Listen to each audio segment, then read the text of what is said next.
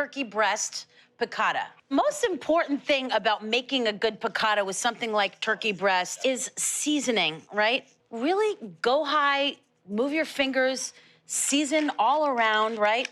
We're going heavy with this, because that's where you're gonna get a lot of flavor. The turkey meat itself, right? We're not having some big Thanksgiving gravy and cranberry sauce to hide behind. And honestly, the turkey breast needs help.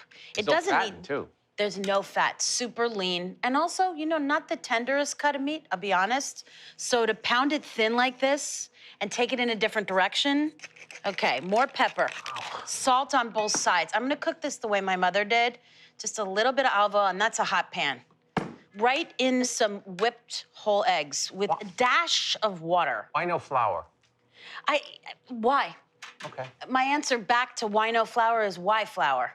If I've got the egg, and here I've got some panko mixed with a little bit of just finely grated Parmesan cheese, right? In the whipped egg mix, and then right in the breadcrumbs. And if you want to do contactless, social distancing, turkey piccata, I just press down in the breadcrumbs. Really important to not be afraid to press. Yep, especially right? the panko is the best breadcrumb. Go out and get it, right? It's like so good. And they have gluten-free panko. It's great too. We use that just for no other reason than it's got, I do chicken fingers like we live on chicken and fingers. the texture is like it can't not be crispy. No, it's it great. stays crispy for days. I've got a little hot oil in here and butter. Now you may say, why do I need the butter? And the butter is really for flavor more than anything else. Flavor. So after I get 2 or 3 of these going, I'm not even done breading them, but I'm just gonna start cooking them. And that actually gets you motivated to finish breading them quickly, because you just feel like everything's waiting on you. And then just drop the piccata right in there in a nice single. You want to do an even layer. You can kind of crowd the pan a little bit, I'll be honest, because they do shrink a little bit as they cook. And if your oil is nice and hot, you can sneak that last one in there. But that's the perfect pan, right? A 14-inch stainless steel pan. Definitely. If one cutlet is kind of slow to the party and the others are getting brown, I will move my pan and take those ones that are more cooked and keep that part of the pan more off the heat, a little off center, and get that concentrated heat on the cutlet that's lagging behind. We're in control of what we're cooking. Okay, so these are looking pretty good. And they cook quickly. They cook as quickly, if not slightly more quickly than chicken. Taking these 3 out. Beautiful crust, Alex. I'm keeping the bigger one just after class for 1 more minute, just to let it finish cooking. May I use the sentence, a crust to crust is a must? Always. Making piccata. And not just with the schmears and Right? Look at how mustards. beautiful it's that with is. the coating. Okay, this last one's looking good. Gorgeous. That's the one I'm eating. Right here in the pan is the beginnings of a great sauce. Just like we used breadcrumbs, flour, we always use those things to thicken sauces. You've got built-in flavorful breadcrumbs left over right in there. Capers, the juice of a lemon, serious lemon zest, okay? There's not a lot of ingredients in here, so go big and bold with them. And then just stir, just to catch all those breadcrumbs, all that deliciousness that's hanging out in the bottom of the pan. It also is kind of helping you do the dishes. No butter. 1 pan meal. No, there was butter in the beginning with the cutlets, and I'm not gonna add any more. I really don't like it to be that heavy. Very, And I actually very, didn't have any excess grease. All the grease that came from cooking this is actually in the sauce, Yum. right? God, I can smell it. It smells fantastic. And then just the parsley, you gotta have that parsley in there. And I don't wanna say, oh, you could use chives or banana peels or scallions. It's really gotta be parsley here, mixed with the lemon. You say banana peels? Yeah. Yeah, I'm just saying you can't put anything here. It's really gotta be about that combination. And then just a couple of these. Right? And I did just kind of, once it's ready, take it out of the pan and just mix it in a little bowl, right? And you can doctor it up. We want that little bit of an excess of capers. Capers are salty, but here they're also a texture, right? Because you've got the crunch of the cutlet, and then you have that sort of suppleness of the caper. And then if you want a little bit more parsley that isn't wilted from the heat of the sauce on top. That looks beautiful, Alex. All right, I'm digging in. I always go for the little corner of the cutlet, like the corner of the brownie or the lasagna. I love a corner piece, corner slice. You really get that lemon, the lemon zest. The flavors are really punchy. I'm actually gonna start with the rub that's gonna go on the ribs. And Jeffrey, you are then all dressed in white. Wait, what was that? Yeah, that, of course, grainy mustard for the little pop of the seeds with brown sugar. Measured salt in this case, 1/4 teaspoon of ground cloves. Oh, gosh. Just a little. Yeah. Dry mustard and dry ginger. We're gonna mix all that together. Actually, you're gonna mix all that together. Almost like a 5-spice vibe. A little bit. Vibes out. But the mustard and the brown sugar, right? And Jeffrey, then I want you to just brush these ribs With this? with all this. It's gonna become like a paste. I already know I'm making this. I know it's just happening. Yes, and the great thing is, so I already blanched the ribs. I dropped them in boiling water for 2 minutes just to kind of like get them ready so that they get extra crispy. That's one of my favorite things to do. I do it with a whole chicken. I do it with ribs. I just drop it in boiling water for 1 minute, take it out, dry it. You can do it with a duck, and you get that super crispy skin, and that's gonna help. Look at this. Picasso over here. You're not like cooking it in the boiling water. I mean, you're retaining that flavor and that fat in there, right? Yeah, absolutely. So Jeffrey is just, and so we're gonna pop that in the fridge for 6 hours and up to 12. You can just throw them in overnight, even uncovered, honestly, to let them kind of dry out, you know, and get that refrigerator tan. Now we're gonna make the sauce. I'm gonna start with some rice wine vinegar, nice and kind of mild, but some acidity, and then really just hoisin a lot of it. That is a lot of hoisin. You know what? It really is, but you know, it's kind of like ketchup. It does so much work. Okay, and Dijon. Oh, there it is, more. More Yeah, of that. well, you know what? So I made this sauce a bunch of times, and I kept adding stuff to it to give it the right body. Do you know what I mean? Apple cider vinegar, soy sauce. This is I all use the low. flavors. This is an umami bomb. It's gonna give us some color, too. And then I think use so. this soy. I use low sodium soy. I really just generally go to that. Me too. That's what I use. A little bit of sesame oil. I feel like we add sesame oil to stuff, but I want to make it work a little bit. So I'm gonna sweat some garlic in the sesame oil. Make you sweat till you bleed. Yeah, I want every bit of flavor. And then some crushed coriander seeds. It's real. Do you know what I learned on the Instagram as we're talking about it? On the Instagram? On the Instagram about sesame. What movie is Open Sesame?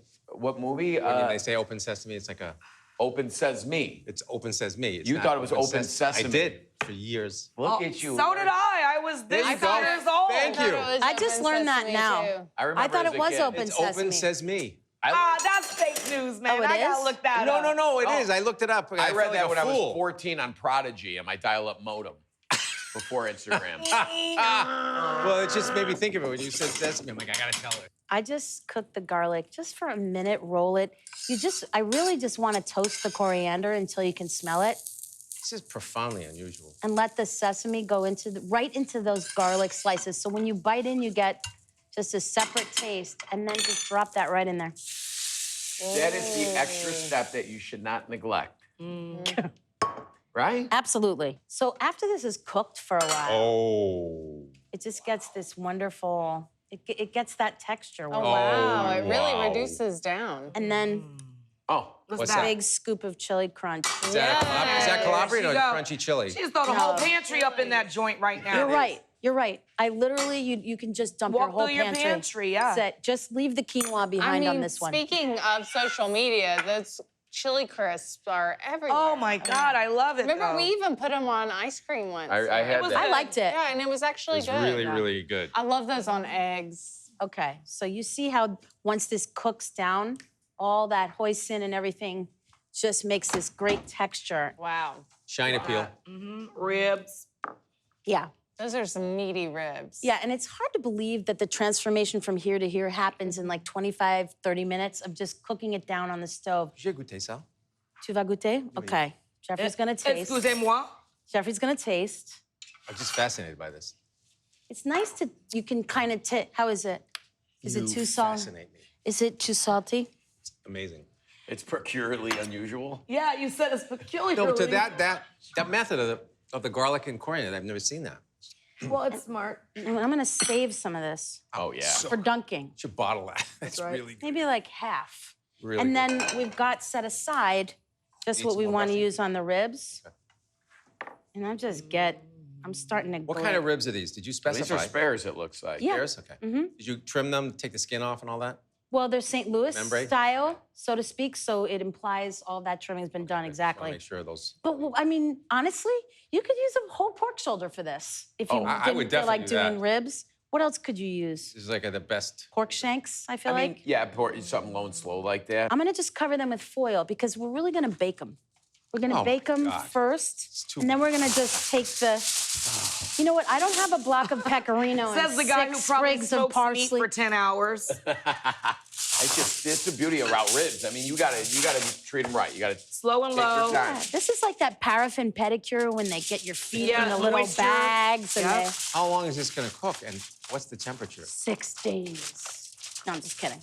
I'm gonna cook this actually probably for a total of about 3 hours. We're gonna really get into this. I 'Cause mean, these that's what you gotta have to do, be you photo gotta- ready. This is hair and makeup, This is- okay? where's my This is what cameras? happens. So I'm gonna bake these at 350 degrees for about an hour and a half. Then I'm gonna take the foil off and bake for another hour and a half. Right in that oven. And it's really just about that time frame until they're really, Fall ribby. off the bone. Time is money. Yeah. Time is money, but ribs are important. We'll dig in after the break. Don't go away.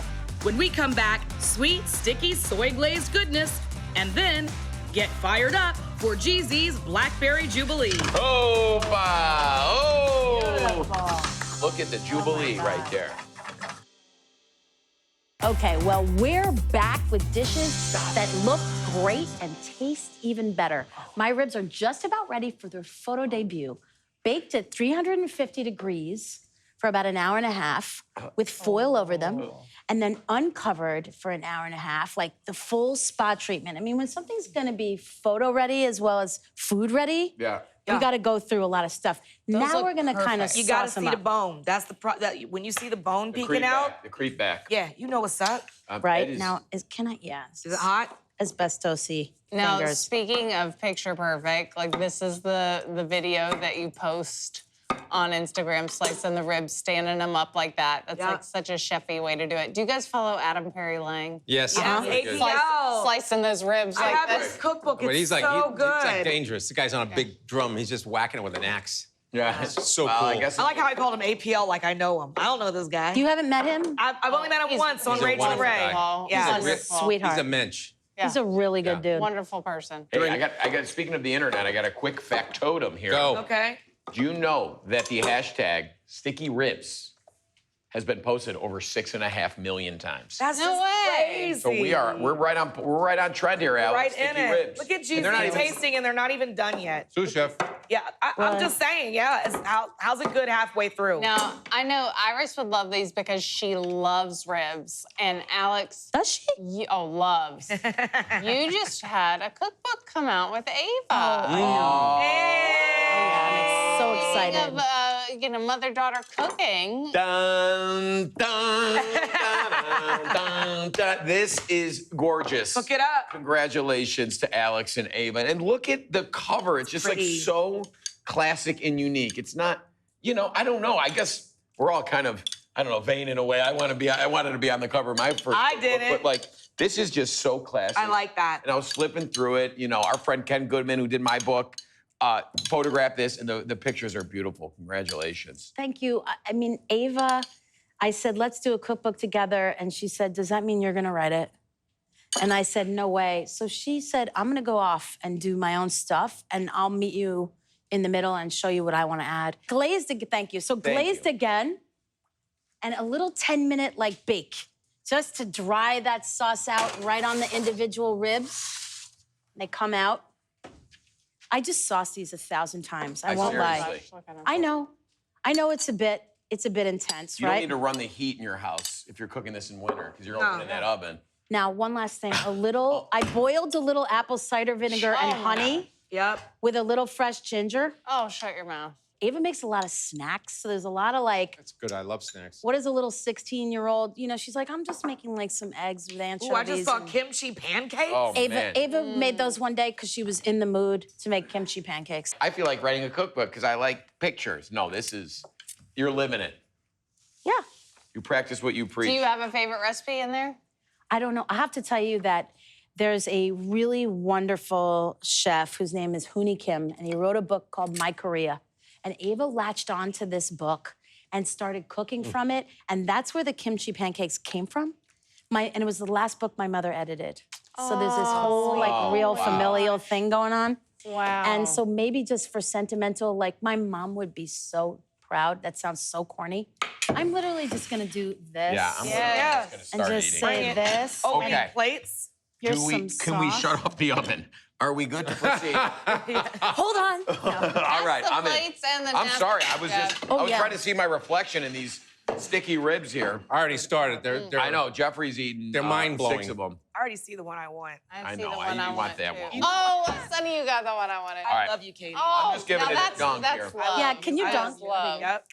I'll take You and I always want the same We one. do, because we know the good Sesame. bite. Ooh, look at that. Comes out now for some Oh my wild gosh, reason. Alex. Oh, gosh. Is there enough sauce? Yeah, but I'll take some more. Oh, Wow. listen, Stop the presses. The This vinaigrette. is a really good Vinegar. sauce. this is You said nutmeg, Clove. close. clove. I want more. This is delicious. These are insane. Like the hoisin's banging in here, the coriander's popping in your mouth, the mustard seeds. Today we're making pork osso buco. Now, I know it's traditionally done with veal shanks or beef shanks. Yep. I'm doing it with pork shanks because it's cheaper. Look how beautiful this They're is. pretty, and you've got them nice and trussed and tied up. Yes. Why tie them? Keep it together while they're cooking. This is gonna cook for a long time. So just a little double layer of string. And my favorite thing is tie it once and then knot it through again. That'll give you that pull without tearing the meat. I love that. Okay. And then immediately we want to salt, pepper, and start browning these. Sonny, you have an onion and 2 carrots. Just quarter up the onions and slice up the carrots. Okay. I kind of like the vegetables a little big so that the whole time the meat is cooking, by the time you're done, the vegetables still have some shape. So this is not like a mince and dice. I go heavy on the salt and pepper on both sides with this. These are 2-inch cut, and you have the bone in the middle, the shank bone, with the marrow. And actually, also, buco means bone with a hole in it, which I didn't even really know. So the hole, obviously, where the marrow is. A little bit of oil. You just want to wait until the oil gets a little bit hot. I have carrots, onion. We're gonna put some garlic cloves, and of course, some bay leaves. People write me about bay leaves all the time. Yeah, They're it's like, an what does it extended- do? You gotta put it in the beginning. It's not like a quick at the end thing. I just still don't think we answered the question. What Yeah, does no, it neither taste do like? I, by the 'Cause I don't way. know if anybody can really articulate it, but do it. Trust us. I brown these. Sometimes I take 30, 40 minutes. Get them nice and brown. Now, we know you're not browning to lock in or seal any juices, because browning doesn't do any of that. All it does is straight up make things unbelievably delicious, which is, to my mind, the most important thing of all. In goes the carrots and the onions, expertly cut. Right in there, and kind of big, the vegetables. Some garlic cloves, quite a few. It's not date night, and they can go in there whole. I get some white wine in there. Salud. I like the white wine, even though we're going with tomato and a meat stock, and then add a can of whole peeled tomatoes. Just bring this to a nice simmer. So this is traditionally served with like a risotto or something, but you could just do a little pilaf, a rice pilaf. When you know you're at the last stages of taking this out, throw a little pilaf in your already hot oven. Then the stock to cover. Whoa, look at that. Gorgeous Yeah. container you Nice. have. That looks huge. Nice stock. Now, if you're not quite covered, what do? You know what? I just put a little water. I think at a certain point, you know, you got about a quart of stock, you're good. This meat with the marrow and all the flavor, you can add a little bit of water. We're gonna put these in the oven at 375 for about 2.5 hours. My osso buco is just about ready. I am sauteing a little bit of spinach, by the way, in just salt, pepper, and olive oil really quickly. Just kind of wilt it, let it finish, kind of cook it halfway and let it hang. Now, we know that an osso buco is maybe more traditionally served with a nice rich risotto or something like that. But I like the kind of lightness, the brightness of the Alex, bring spinach. it. Oh, Yeah, aromatherapy. So this has been cooking in the oven at 375 degrees for about 2.5 hours till it's tender, right? You just, you touch the meat, you look at it, the meat looks up at you and says, I'm ready for my close-up. Is Some this where different you take the voices. string off, or you just leave it on and then serve? Look at that. No, definitely not. And I will say that I served a piece of string to the president of France when I lived in Paris, and so I am honestly string, and I have a tough That's time in like the kitchen. you're gonna get the you have guillotine for that one. Dream about it. It's an Yeah, Alex, anxiety dream. I did one worse, I think. I served one to, she was a New York Times food critic. Ruth Reichel? Ruth Reichel Oh, no, you didn't. at Patroon. I had these thick ribeyes, and I always tied them up because they were so heavy and thick. When I was so freaking out, Yep. I cooked 3 steaks and chose the best one. Yep. And I turned around and grabbed the wrong one. Oh no. So I cut the string, and then I grab it with the scissor. Smart. Then wrestling it with the Take it chef right knife off. or yeah. See, you want to take them up with a spatula and tongs just to keep them intact because they are falling apart, and those vegetables so beautifully cut. So just top it with this, and you see that perfect combination of the stock. Yeah, that sauce is crazy. The Put carrots. some navy beans up in there and just Yeah. be done. I You're can't right. wait to eat those carrots. I love when the carrots have cooked in the meat juices. So do I. Yeah. Right?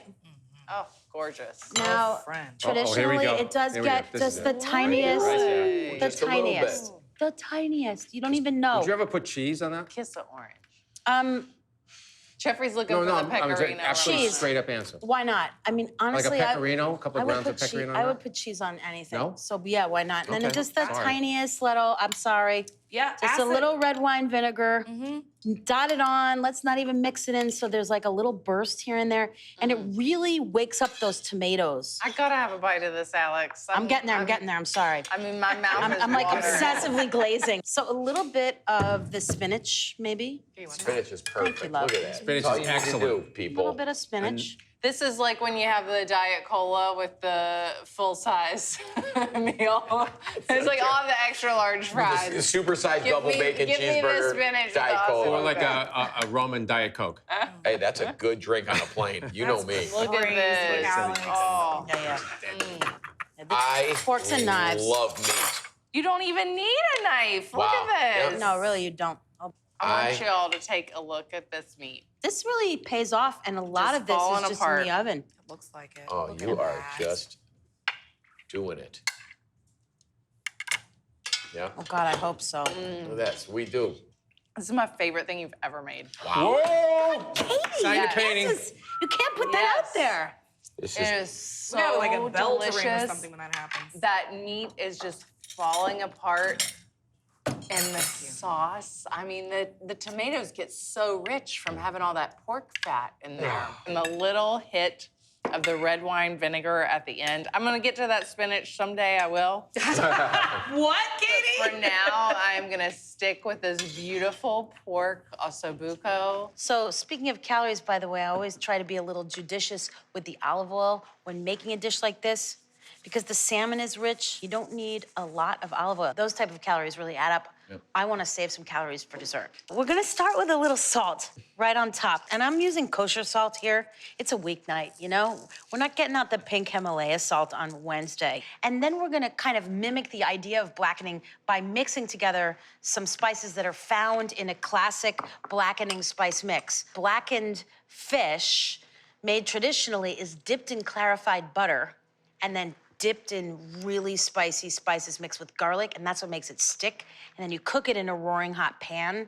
I kind of want to just take the essence of the blackening, which is some cayenne and paprika mixed together, and that's quite a bit of heat, right? Mixed with some garlic and dry mustard powder, one of my favorite spices. I love it so much. And then we're just gonna use a sifter, and this gives it a nice even layer, right? So every bite has a bit of spice distributed all over it. You don't have any clumps of overly spicy spices.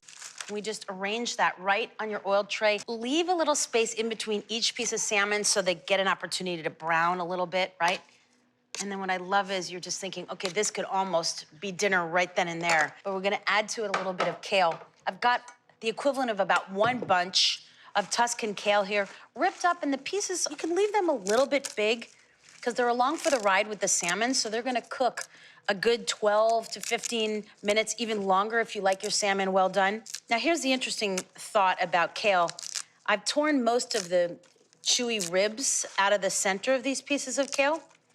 And I'm just gonna add a little bit of olive oil, a couple tablespoons, pinch of salt, and just give it a quick massage. Interestingly enough, you know, we talk about massaged kale salads, right, where you add vinegar and you're supposed to let it sit on there. And they always say the vinegar, the acid makes the kale wilt and get kind of droopy. It's actually the oil soaking into the cuticles of the kale that makes the kale more tender. It's not the vinegar or the acid. The vinegar, the lemon juice bounces off the kale. It's getting the oil inside the kale that really gets it more tender. Oh, what's that? Cuticles, couple cloves of just chopped up garlic, and then we literally just, and this, to me, it's also just so inviting. It just looks like it's gonna be fantastic. And if this is a little bit generous on the portion, honestly, I love eating this just chilled the next day, almost like you would a little scoop of tuna salad. Instead, you have some of this leftover salmon. I just sprinkle any garlic left in the bowl on there shamelessly. And then just a little sprinkle over top of some dried oregano. I like it that you put it on the end. I think it's more pronounced. Okay, and this just goes right into a 400-degree oven. And you just cook it as long as you want your salmon to be cooked. So medium rare, I'm thinking 12 to 15 minutes. More well done, leave it in there for 20. The kale can hang. You put some fish and greens in front of Jeff and Jeffrey, and you just get happiness, which I love. Little lime zest right on top. That's an Iron Chef trick. Yeah, just wake it up a little bit. You could totally use a lemon, by the way, but I kind of prefer that kind of more floral and almost bitter note from lime. And then I literally just cut it and just squeeze some lime right over the fish. Not so much over the kale, but we really want it to be over the fish. You could just serve it on that, right to the table. Yeah, right in the middle Stack of the of table. plates, have at it. So I have a fish purveyor who puts honey on all his fish, and I thought that was just ridiculous. I'd never cooked a piece of fish until and like you said, over the quarantine, you've kind of learned a little bit of what you like. Oh my gosh. I mean, the There it tiniest. You don't even know. What'd you just do? One I don't even know. teaspoon. One I didn't say teaspoon. nothing. I don't know. I don't Did know. you see it? Yeah, No, and I know, like, I know a lot of chef friends of mine, they drizzle a little really good sherry vinegar on the top. Can you hear the kale, the crunch of it rustling right on top? Look at that, so pretty. And like you said, put the tray in the middle of the table on a trivet and dinner is served. You just start with some hot cream. I'm not gonna make a roux or do anything, you know, just cream with a little finely grated Parmigiano Reggiano, a tiny dash of Worcestershire, and an even smaller dash of hot sauce. You don't even know, no, you don't even know they're there. So literally, as far as I'm concerned, whisking a little grated cheese, super salty, into cream, your sauce is thick enough. I'm over the roux. I'm through with the roux, you know what I'm saying? Yeah. So 1 egg, just lightly whisk with a pinch of salt right into some ricotta. If your ricotta's kind of wet, you can drain it, right, of any excess liquid. We're literally just making our filling, and it's okay to mix the egg in, obviously, because we're baking it, right? I made a huge batch of, a lot of batches actually of ricotta this summer. Fresh? Yeah, fresh. It's so easy to make. I didn't realize how easy it was. Okay, 1 egg ricotta, and again, just grated cheese. Any kind of cheese. I like to use Pecorino Romano here. Okay. Yeah. Or the flavor. Parmigiano Reggiano, anything with that nice salt factor. So far, this is a very straightforward filling. Yes. You're going straight down the middle here, right? Lemon zest, and I grated deeper on the lemon to get a little bit of that bitter pith underneath, Oof. which can give it another flavor, which I love. Wow. And fresh tarragon. There you go. There you go. There There's the deviation. And the lemon juice. In with the ricotta, tarragon, and that cheese. And this is really, and it's nice and thick. You've got that egg in there, making sure it's like a little insurance policy that it holds together. And you just want to mix this nice and easy. Now, I've got some fresh sauteed spinach here, and I'm going to mix that in. I'm saving a little bit of the sauteed and drained spinach to top when we're finished. Do you season the spinach? You put salt on it? Saute it in a little bit of olive oil, salt, pepper. That's it. So it's its own animal when it goes in there, you know? All right, and half a teaspoon of ground allspice. Ooh, that's a lovely touch. A little bit like when you put that tiny dash of nutmeg in cream spinach, Yes. right? The warm spice just wakes it up a little bit, but you don't even really know it's there. It's that, why is this so much better than when I made it? And the answer is, because I watch the kitchen and I make what they make. And then we just literally fill and go. Alice, can you make these ahead of time and freeze them? You can totally make them ahead and freeze them, but there's a lot of dairy in here, right? There's Oh, you cheese, gotta the be careful. ricotta. Yeah, yeah. So you want to really wrap them tightly because these will take on any other aromas of anything around them in the freezer. So could you lay them on a flat in a sheet pan and wrap it up really, really, because this is great to like You could freeze them right like this, Yeah, rolled right up. in there. Great, just shove it in the oven, right? Oh, easy So you just breezy. roll it over, and then, you know, it's almost like, I always say it's like you're an eagle, and you're landing on a branch. Caw-caw! On a cliff, right? geez. And you just give it the, oh, you kind of liked it. Come on. It wasn't my line, that's why I don't like it that much. And you just squeeze and roll it over, and you let it sit on its seam so the weight of it seals it shut, and you're done. So how far did you blanch those? So everybody at home is saying, well, are they fully cooked or are they half cooked? This is fresh pasta, so I only cooked it for 2-3 minutes. But it still has a bite to it, right? Oh, yeah. Okay. It's not fully cooked. important, It's got right? a little al Because- dente bite. I Okay. totally agree. And then to assemble this, right, once you make this cheese sauce and you just let it cool, it thickens more as it cools. So we would just put a little on the bottom here, layer them all up, roll them all up, and then here's a finished one.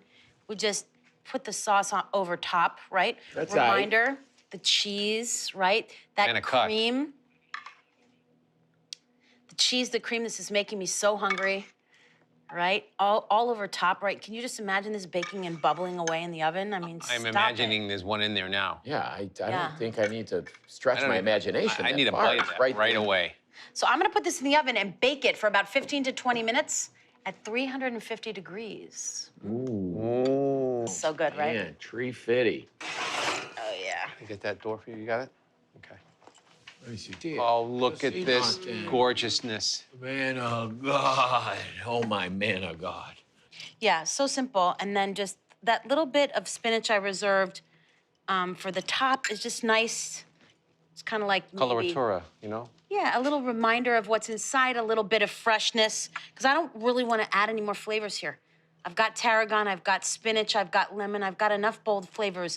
And then, of course, GZ, because you're here, some pecorino. So We're lucky. gonna Why go we with get the great. along. Oh, Hey, that's good luck. Is it? yep. Yeah. Okay, Like good pigeons. chat. All right, and then all that's left to do is taste. Of course, you always want the one on the end. It's Yeah, kind of like that the one edge of right the there. lasagna, right? I got my man of God spoon over there in the dressing room. You want me to grab it? Or? I do. Oh, look at that. It's so long. Looks like an too. Italian canoe. Oh my God. That's the canoe sound? And then we just dig in. Oh, no. I love the end where it's kind of crispy and kayak. baked. Sorry. Still in a kayak tasting. So good. I wanna go to The ricotta, the lemon, the cheese, the spinach. I'm sharing my secrets for a classic, no-fail, whole roasted chicken. I just have some peeled pearl onions and some carrots, just cut down the middle lengthwise. And we're gonna drop those right in our nice big roasting pan. It's a lot of surface area, a roasting pan. Okay, so we sprinkle all the vegetables on the bottom of the pan, and we're gonna put a little splash of white wine. Not that much, because we don't want the chicken to steam, but just a little bit to mellow those vegetables and give a little moisture. Let's get to the chicken. Okay. Oh, beautiful. Super simple. Season all around, right? Pepper. Salt on both sides, because that's where you're gonna get a lot of flavor. Okay, the rack. Elevating the chicken when you're roasting it. Why? So heat circulates all around the chicken. Little bit of oil, generally olive oil just because it tastes good. Brush that rack. Yep. Yep. Stickies. Let me tell you, just this basic little trick will keep your chicken from sticking when you try to get it out and tears the skin, right? Get rid of that brush. And then literally, and I will salt the underside as well. Don't be shy with the salt. Right in the middle of that rack. I'm gonna put this in the oven. I'm gonna roast it at 400 degrees. I count about 15 minutes per pound, give or take, so maybe about an hour. And in we go. Ooh, hee-haw. I will say that one of the top 10 smells in the world is chicken roasting in the oven. It is. And what it does to the house. So when you walk into the house when you've been out or something and the chicken is roasting, I don't know if there's not too many smells like that. Well, is it okay if I walk into your house with a chicken that's resting upside down? Yes, you know that I've seen this. I think it's a wives' tale, but I want to know from you because I trust your cooking. Why would you do that? If I roasted it upright, right? Mm-hmm. And then I turn it upside down, all those juices flow back through the meat, and particularly on the driest meat, which is the breast meat. Then we just take our roasting pan with those vegetables, and I'm gonna add about a cup of stock and some grainy mustard. And we're just gonna get that simmering. We make the vegetables and the sauce together right in the pan. Smart. Turn the heat up. Yeah, less dishes. Oh. And we're getting all those beautiful little roasted bits Tiny Just looking pinch at of salt. that backside, staring at me of that chicken, and I could see like The crust. the bubbling Yeah. of the skin right there. In terms of doneness, I get so many questions. How do I know my chicken's done? Of course, we go with the classic. Take its temperature in the thickest part of the thigh meat, and we want to get to 165 degrees Fahrenheit. That's how we know the chicken's done. That's right. Once you have that, you're good. I am gonna add just the tiniest bit of butter. Yeah. Yep. I do have telling you. a little fresh tarragon because Yes. this takes me Yes. straight to a French bistro. Oh. Stems and all, by the way. You can take the bottom part of the stem off if it's a little woodsy, you know, a little thick, and just actually a little bit of a rough chop. Not so fine, and don't go over it again and again with a knife, almost as if we were cutting it with a scissor. But that's about a 3-pound chicken, right? That's a relatively small, it's almost a fryer. 3.5, exactly. Not that big. Then we take those vegetables out. And like I said, the more tender little pieces or bits, if your sauce is a little bit thin, you can puree a few of these in the blender, right? And get that nice and thick for your sauce. Just let that reduce. We're shaking. You gotta taste this a tiny bit as it cooks down, right? Let me get some of these. I'm kind of getting the vegetables ready because once you cut the chicken, you gotta go. You can't let that chicken hang out, right? Oh, that sauce I smell. I am it's just, like- oh. Tiny bit of tarragon, not much. We don't want to go too far with this. Tiny squeeze of lemon juice. I know we're so into zesting and juicing. In this Yeah. case, we just want a squeeze of the juice. We're not going for that floral note from the zest here. I'm just letting that come together nice and easy. Maybe a touch more butter. I'm at 2 tablespoons. And if this serves easily 4 people, or in Jeff's house 1, then I think we're good. It's not just about the chicken itself. It's about the pan drippings and the vegetables under there. I mean, they're just as equally important. Oh, yeah. Rather than just roasting a chicken on its own. Why would you just do that? You got to do both at the same time. Scissor or knife. You can clip the chicken apart or you can cut it apart. I just really go in for the thighs and the legs first. And I Turn love how the you're chicken. finding the joints in there rather than trying to hack through the bone. You know what I mean? All you got to do, if it's cooked properly, it'll pull open and reveal. Actually, stand the thigh and the leg and literally just gently cut, pull, and you can cut straight through. I'm just kind of That cutting is this so up. pretty. Then we have just the breast meat cut straight down. Try not to saw too much. Try to just cut straight down with the breast meat. We have our 2 breasts, thighs, legs. This is where, in the kitchen alone, tiny, this much butter, just right on that breast meat, because it's always dry. No one's gonna know about it. Don't tell anybody. This is your little chef secret. And also, season that exposed white meat from the chicken and just the tiniest bit of tarragon. You can put a little sauce, too, if you want, just the tiniest bit right on there, in case people don't take sauce. You're kind of making them eat it. They don't even know. They don't know. Look at that. They'll know It's when all they take a done. bite, though. Absolutely. Darn right they will. Right? Those 2 little oysters hanging out for the smart people. Anything on your board. Get back in that sauce. Just not fair. Chicken on the platter. Beautiful. You do the chicken and the vegetables together. You've got our little sauce. Come to the table like this, or all on one platter. I know we talk a lot about, oh, I'm gonna put it right in the pan I cooked it in. I kind of like plating this one up. I agree. Little leg. Wholeheartedly. This is a classic French bistro. Half the breast with the little wing and the leg. I love that. And then the jus. And you know what? Yeah, you're right. I made this crispy skin. I'm putting sauce over it. Maybe it doesn't make sense, but this is all gonna make sense when your family eats it. You're gonna, you know, if you have teenagers that don't think you're cool, you're gonna be popular again for at least 20 minutes. Little carrot, let's get a Beautiful little, plate. a little Beautiful flair, plate. right? And just a taste to make sure, right? You should be able to get a bite and drag it in that sauce. My slow cooker chili. I've got 2 pounds of ground beef here. I'm browning a little bit. Jeffrey, just slice scallions, I got it. wedge lemon, dice avocado. And once the meat is browned, I just put it into a bowl. This is 2 pounds of ground beef. Chuck. Any ground beef?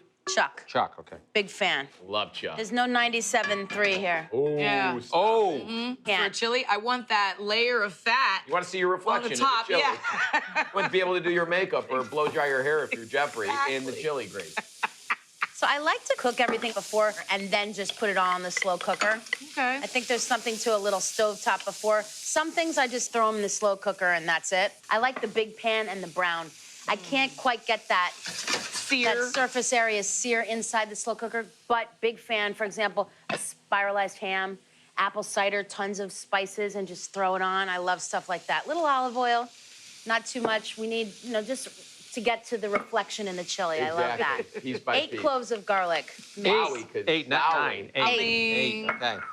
1 Fresno chili sliced up. How You you can doing? leave out the seeds. Fresnos are having a moment love this year, you know? They're my favorite because they're flowery. They to me, really they're are. floral. Sure. Speaking of which, sliced red bell pepper. And I leave some things kind of big because this is going to cook for 8 hours. It'll people. disintegrate. Tomato paste, you need it. You want it. Tomato paste is just tomatoes cooked down, down, down. It's thyme in a tube. You know what I mean? I like that. Yeah. You got your time in a tube. And we just kind of let all this get nice and mixed together. In the slow cooker, a can of whole tomatoes. I always go whole. Love it. Lots of chili powder, 2 tablespoons, bay leaf, half a teaspoon of cumin, half a teaspoon of ground allspice, 2 tablespoons of red pepper flakes. Goodbye. I love the Allspice. allspice. Oh, we're getting that Cincinnati vibe right there. Yeah, you're right. Water. Gotta have that water. Delicious. Couple cups. You can't live without it. Yeah, you could put stock or something in here, but I just don't even think it's If you're necessary. cooking it that long, you don't need to waste the stock on it. I agree. It's 1 BTU burner I love. You get used to a restaurant, where I know what something's that cooked in 1 minute. I know, tell it's, you? It's I'm moving into a house, and I'm just trying to, my only question was, is there enough gas pressure? I could really care less about anything else, because That's the I only have a guy, question Jeezy. you I ask. have a that's guy. one of the only questions, because you cook all the time, and you're like, if it's a little thing, and you're like, oh my gosh, this looks So this so is good. the sort of the beating heart of it, right? The onions, the garlic, the meat, and to my mind, there's something different about mixing it all together and then adding it. There just is. Yeah, watch the splatter. Jeffrey just went 20 miles away. Right in there. Hey, self-preservation. Right in there. Everything, I'm big on the heat-proof rubber spatulas to get everything. Just mix a little bit. You're gonna come back to this a little bit and stir. So just bring it down to the bottom a little till you see the bay leaf and some of those you see the tomatoes. bay leaf. And then, of course, you add in 2 tablespoons of apple cider vinegar. Okay. Ah, Right. ACV. ACV in there, people. Look at you, Jeffrey's got everything all ready. Cover it, cook on low for 8 hours. 8. Low Okay. 8. That's a good, in a Low and slow 8. cooker is pretty much, Not 6. 8. you're good to go. Now, 30 minutes before I add cooked black beans, stir them in. Okay, scallions, avocado, diced up. I like a dice on the avocado, people. I do. I like those little bits. Sour cream cheese. Here it is, the moment of truth. Oh, no. This is one of my Anybody favorite from Jim's Spaghetti meals. House watching whether my beef has that cookedness? I don't think we're do ever see gonna my spend it. reflection, though, Jeff. That's very important. Look at this. 8 I hours. mean, this is Meaty. perfection. Meaty, hours. meaty, meaty. Yeah, and I like a bowl with like a decent amount of surface area for those toppings. You know what? Help me top. Yeah, I'll do it. Yeah, it's not the Topping time is for the narrow emotional, by the bowl. way. Scallion, It is emotional. Yeah, I avocado. like the little topping bar. It's like everybody picks Like what all the they want. I think it says a lot about the individual person, what they put on. You're watching, like, Oh, con todo. Excuse me, Sour con cream, todo. some cheese. That means with everything. Me too. I Yeah. put everything on. Con todo. So comforting. what do you like? Me on the chili, I like something crunchy, a little peppers and some cheese. Maybe a little I like a little something crunchy crazy. and what? You're not crazy? cheesy. A little cheesy. What about Sorry. pickled jalapenos? You like that too? Oh, I yeah. do. I like fresh jalapenos on a chili, Yeah. too. For Jeff? Perfect. Yeah. Yeah? Anything I'll else? take a Spoon or fork? spoon. And the chips. You Phenomenal. gotta have those chips. You just hear silence, by the way. I think that's That's the a compliment. definition of a belly-warming comfort meal, is that no one's talking. Try to put beans in your chili in Texas and see what happens. You won't leave the state. Shrimp scampi. Shrimp scampi. Ooh, I love a shrimp scampi. Oh, The thing about shrimp is you've just got to get shrimp from raw to cooked and on the plate tasting like itself. That beautiful kind of sweet, it tastes like ocean water, I feel like, when you cook shrimp the right way. Seasoning the shrimp, I go super easy here. Literally kosher salt, season from high above, make sure you get it on all sides. I will take the time to turn these over and season them on both sides Shrimp has nothing to protect it. Do you know what I'm saying? No fat, no skin, no nothing. They cook quickly. I think that really is the most challenging part about cooking shrimp is to not overcook it. If you go Hammered. 30 seconds too long, Canola oil, because I want that high smoke point. Ooh, look at that I really puppy. want to Oh. use olive oil, but I'm not going to do it because I want that higher smoke point. Okay, and then literally drop these shrimp right in there. Give them a little space in between each other, right? We want to get a little browning going. Shrimp are filled with water, right? So steam is immediately going to start escaping from the shrimp when we cook them. So got to give them a little bit of room right away. We have about 1 minute before we flip these over. I just put a tiny bit of butter. you gotta have butter with shrimp, in my opinion. A little bit. And just shake ever so slightly once the pan, just to make sure they're not sticking and let them know, you know, I got you, babe, right? We're getting that brown. I mean, the great thing about a dish like this is it feels fancy, but it comes together in minutes. You can do this out of your freezer if you've got a bag of shrimp in there. You see nothing but salt went on here, right? And then get them out. Get them out of the pan. Look at that. Because as you make the sauce, they are just sitting here like, what are you doing with me? Once those shrimp are cooked, you've got about 5 minutes tops before you have to eat them, right? I'm gonna put a little bit more butter in here. A little bit more for you, Jeffrey. And your pan is still hot. You've got all that beautiful shrimpiness. 2 cloves of just grated garlic. Take a rubber spatula and press the garlic into the butter so that it breaks up into small pieces and browns really evenly. You don't get clumps of overcooked garlic, right?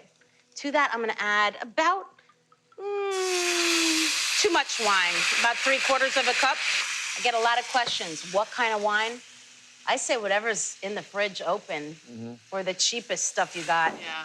I'm with you, Alex. I don't think you should be spending a lot on the wine that you're gonna put in there. I mean, it's general. If you would drink it, you should use it. So it's Would you not- use stock instead of wine for this, or do you must have wine? No, I would use white wine vinegar That's smart. instead. Tiny dot of Worcestershire in there. Oh, that's the secret ingredient. A little bit of hot sauce, just a couple dots. It doesn't make it spicy, but you know there's something in there, right? Light grate of lemon.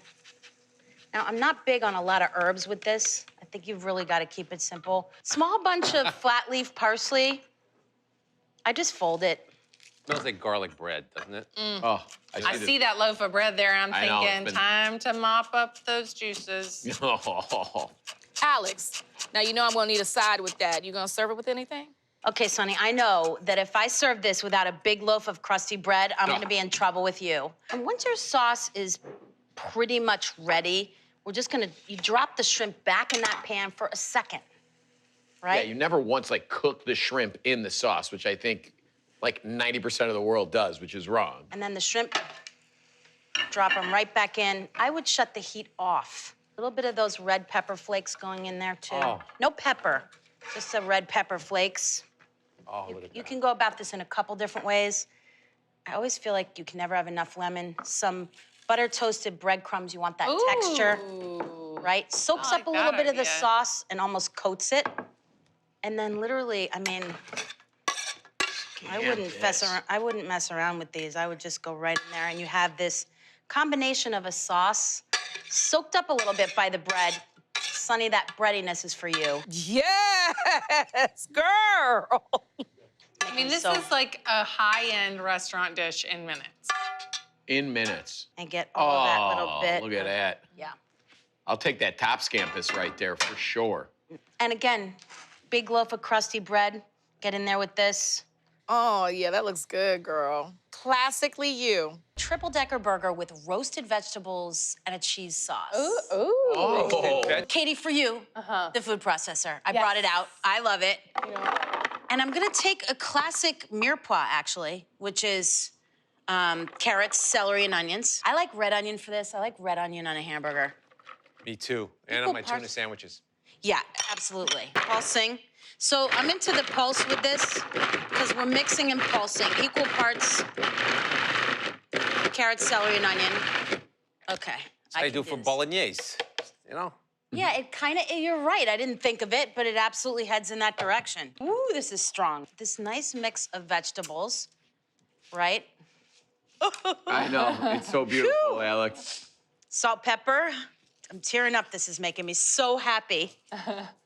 Salt, pepper right on top here, and just a little bit of canola. I actually don't want any olive oil taste in this dish. I know it's controversial, but I'm doing it. 375, 12 to 15 minutes. We want to get this nice and caramelized and cooked through. So it's not cooking, it's like melting, right? It's just coming together. It's You want a kind of- crunch. Do you want a crunch? A little crunch, and you want a roasted taste, which is why Very I went important. a little higher on the heat. I find low heat and neglect is the great way to get a good cheese sauce. So low heat, I've got a cup of cream here. This is shameless. Just a teaspoon of hot sauce and a tablespoon of soy sauce. Ooh. A tablespoon of Dijon because I might put mustard on my burger one day, so we'll just sneak it in the sauce. And a clove of just grated garlic. Whisk, very relaxed, you know? Shredded cheddar, about a cup. Burgers, cheddar, makes sense. 6 slices of American. Yes. Will not I'm gonna- apologize. There it is. I'm gonna clap for that. I think that a burger needs American cheese. It does. I just put the 6 slices of American there, and now, very low heat, I'm just gonna let it hang out. I have a 1.5 pounds of ground beef, which I've just spread out on a tray. I know we often do burgers in a bowl. I like to spread meat out when I season it so that you don't work it a lot. So smart. And then I just kind of group it to get an idea of how many burgers I'm gonna make. For a 1.5 pounds, I get about 12 patties. So you can kind of portion and group ahead of time by doing a little squeeze once you've seasoned it. But you notice we're not working it a lot. That gives you really good texture, right? I think it makes the meat appreciates you, you know? So I literally don't work it a lot. You wanna start out flat. Jeff, I feel like this is something normally that I would watch you make. Yeah, I'm a giant fan of the smash burger.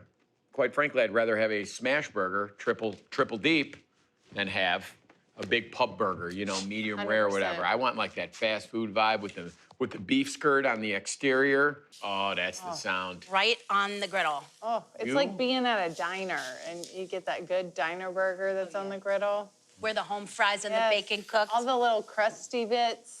Absolutely. Right on the grill, space between each, pretty flat. We're going to smash them down a little bit with a spatula as they cook. Space between as much as possible. But once you put them down, don't touch them.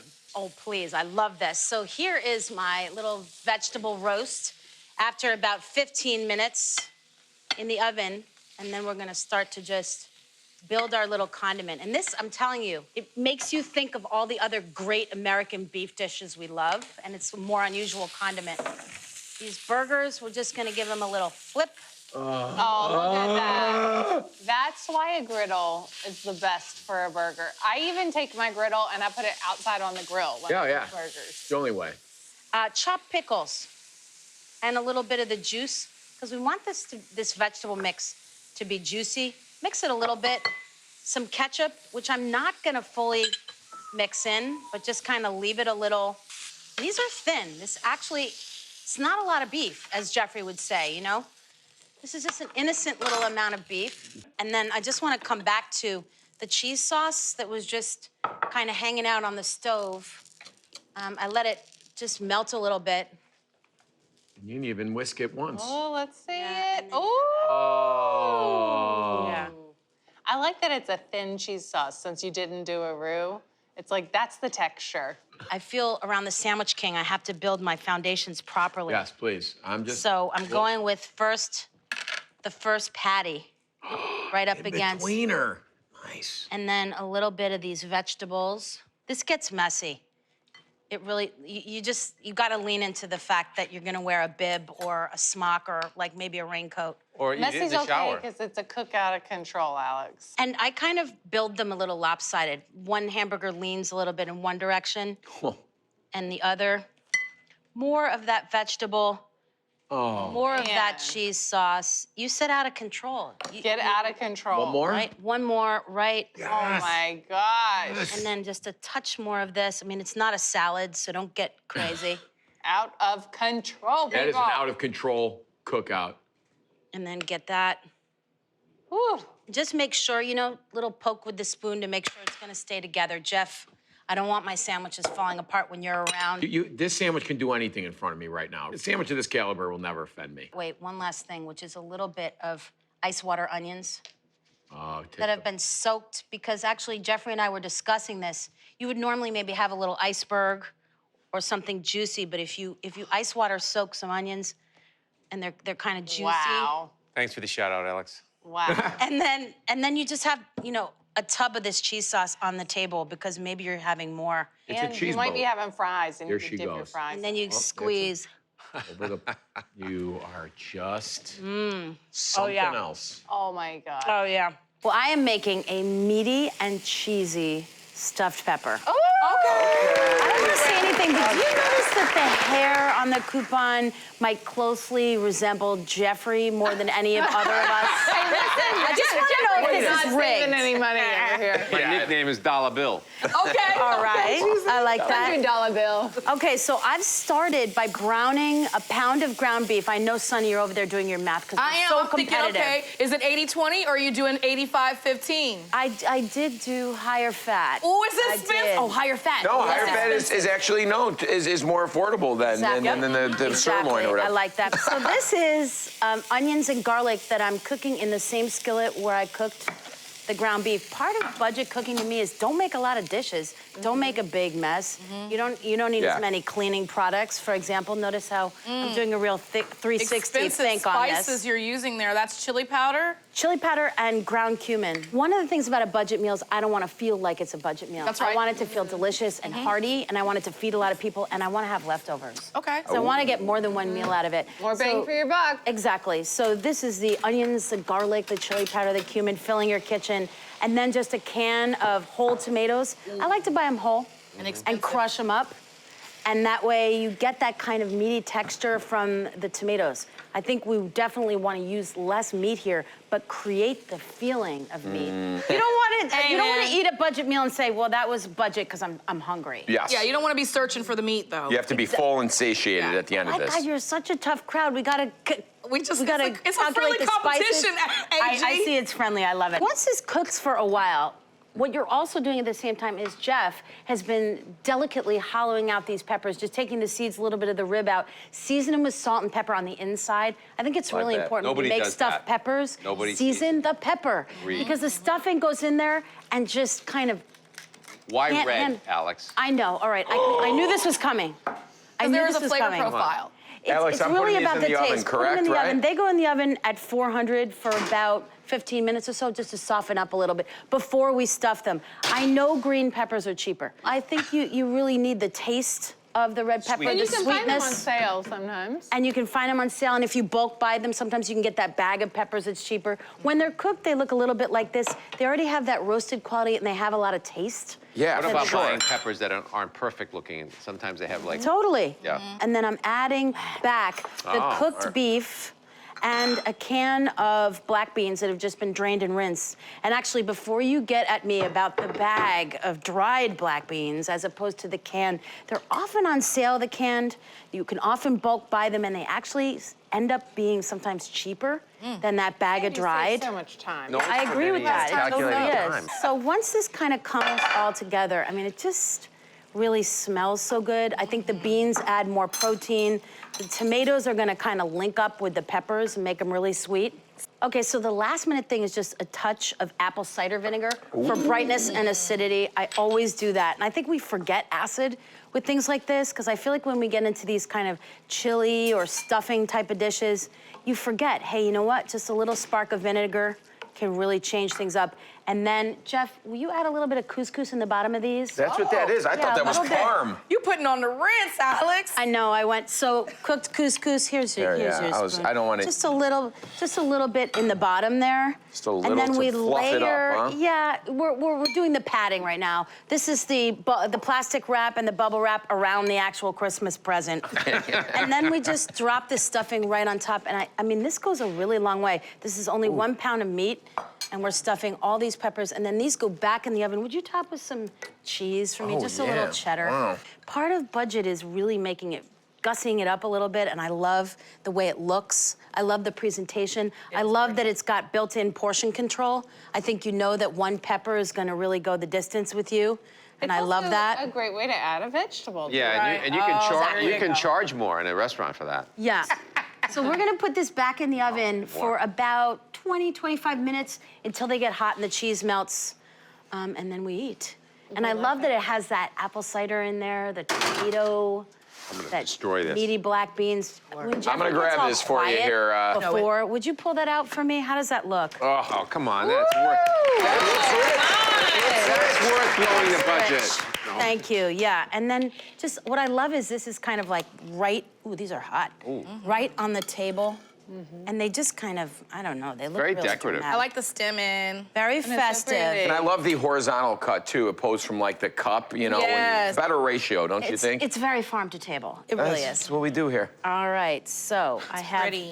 just a They look few for great. you. Serve yourselves. Thank you. Ooh, they're so hot. This is delicious.